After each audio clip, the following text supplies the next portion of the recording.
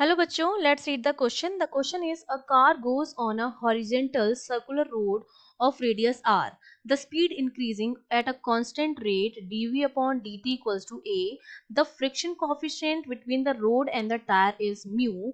Find the speed at which the car will skid. तो हमें वो speed find out करनी है जब कार जो होगी वो क्या करेगी, skid करेगी. ठीक है, वो हमें वैल्यूज निकालनी है. तो देखिए इस क्वेश्चन को सॉल्व करने के लिए हमारा जो की कॉन्सेप्ट रहेगा वो हमारा क्या रहेगा. इसमें क्या रखा है कि कार जो है वो एक सर्कुलर रोड पर मोशन कर रही है. ठीक है, ये मैंने सर्कुलर रोड ले ली है और कार जो है इस तरह से मूव कर रही होगी. तो कार पर दो तरह के एक्सेलरेशन लगते हैं. एक तो आपका होता है टेंजेंशियल एक्सेलरेशन जो मेरा होता है dv अपॉन dt के बराबर, और एक मेरा होता है नॉर्मल एक्सेलरेशन. ठीक है, जो सर्कुलर मोशन की वजह से लगता है वो हमारा कितना हो जाएगा, वो मेरा बराबर होता है v स्क्वायर अपॉन आर के बराबर होता है. और इन दोनों का मुझे क्या निकालना पड़ेगा, रिजल्टेंट निकालना पड़ेगा. अगर इस तरह से गाड़ी मूव हो रही है तो इस डायरेक्शन में अगर मूव हो रही है तो नेट फोर्स, इसका मतलब एक्सेलरेशन भी इसी डायरेक्शन में होगा. तो एम ए तो आएगा इस डायरेक्शन में, और हम जानते हैं कि इसके अपोजिट डायरेक्शन में क्या लगता है, फ्रिक्शन फोर्स लगता है. तो फ्रिक्शन फोर्स क्या लगेगा, नीचे की तरफ लगेगा इसके अपोजिट डायरेक्शन में, ये एफ आ जाएगा. और ये हमने मान लिया कि इसकी जो रेडियस है वो कितनी गिवन है, आर गिवन है, और ये इन दोनों के बीच में एंगल हो गया. तो अब मैं, और इस डायरेक्शन में सेंट्रीपिटल फोर्स लगता है हमारा टूवर्ड्स द सेंटर. जब सर्कुलर मोशन में मूव करेगी गाड़ी तो एक तो ये एम ए इधर आएगा और सेंटर की तरफ आपका क्या लगेगा, सेंट्रीपिटल फोर्स लगेगा, जिसकी वजह से आपके पास क्या होगा, नॉर्मल एक्सेलरेशन होगा. तो एक तो आपका टेंजेंशियल एक्सेलरेशन है जो इस डायरेक्शन में है,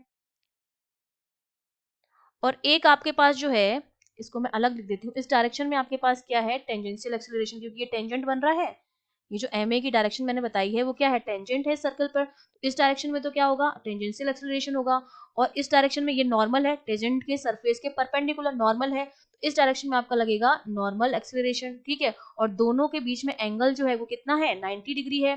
तो जो रिजल्टेंट आएगा, रिजल्टेंट एक्सेलरेशन, उसको मैं क्या लिख देती हूँ, रिजल्टेंट एक्सेलरेशन को मैं ए आर लिख देती हूँ, इसको नॉर्मल लिख देती हूँ. ठीक है, ए जो नॉर्मल एक्सेलरेशन है उसको एन बना देती हूँ यहाँ पर. ठीक है, जो टूवर्ड्स इसके टेंजेंट के परपेंडिकुलर है, इसको मैं लिख देती हूँ ए एन, नॉर्मल एक्सेलरेशन.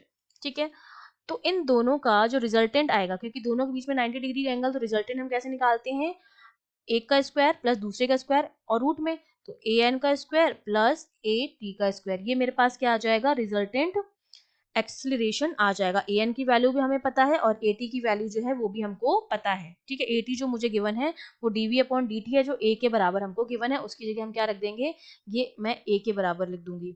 अब इसको हम सॉल्व करते हैं. तो देखिए सबसे पहले एफ जो है, अगर मैं एफवीडी मैंने कार की बनाई है, तो कार की एफवीडी से मुझे समझ में आ रहा है कि जो मेरा फ्रिक्शन फोर्स है वो बैलेंस हो रहा है मेरा एम ए से. ठीक है, और यहाँ पर ए जो मेरा होगा वो रिजल्टेंट आएगा, ए आर की वैल्यू, और यहाँ पर ए आर की वैल्यू हम रख देते हैं. और हम जानते हैं कि जो फ्रिक्शन फोर्स होता है वो किसके बराबर होता है, म्यू एन के बराबर होता है, जहाँ पर एन क्या होता है, नॉर्मल रिएक्शन होता है, वो हमने लिख दिया है. That is equals to M, और ए आर की यहाँ पर वैल्यू पुट कर देते हैं जो कितनी है, वी स्क्वायर अपॉन आर का square, normal acceleration, plus A T जो है वो डीवी अपॉन डी टी के बराबर है, और डीवी अपॉन डी टी हमको ए के बराबर गिवन है. तो यहाँ पर ए टेंजेंशियल की जगह मैं ए का स्क्वायर कर देती हूँ, ये आ गया मेरे पास. तो ये वैल्यू कितनी हो जाएगी, अगर मैं यहाँ से रूट हटा के इस तरफ स्क्वायर लगाऊं, दोनों तरफ स्क्वायर करूं, तो इसका रूट हट जाएगा और यहाँ पर आ जाएगा स्क्वायर. तो ये मेरा बन जाएगा म्यू स्क्वायर एन स्क्वायर, दोनों तरफ मैंने क्या कर दिया, स्क्वायरिंग कर दिया है, which is equals to M square, और ब्रैकेट में हमारे पास क्या हो जाएगा, वी की पावर 4. ठीक है, upon R square plus A square. ठीक है, तो यहाँ से v की पावर 4, क्योंकि हमको क्या निकालनी है, स्पीड निकालनी है, वो हमारे पास कितनी आ जाएगी, mu square N square R square upon M square minus A square R square.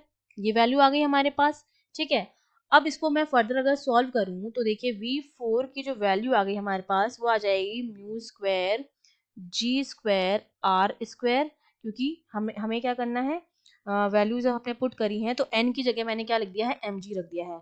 n जो है नॉर्मल रिएक्शन जो है वो मेरा बैलेंस होता है वेट से. ठीक है, n की जगह मैंने क्या रख दिया है, mg रख दिया है, तो m का स्क्वायर हो जाएगा और g का स्क्वायर हो जाएगा. ठीक है, तो और m से m कैंसिल आउट हो जाएगा, नीचे m स्क्वायर ऑलरेडी था ये वाला. ठीक है, n की जगह मैंने mg पुट कर दिया है, तो जब n का स्क्वायर mg का स्क्वायर करेंगे तो m स्क्वायर g स्क्वायर बनेगा, तो m स्क्वायर से m स्क्वायर कैंसिल आउट हो जाएगा, यहाँ पे बचा g square R square minus A square R square.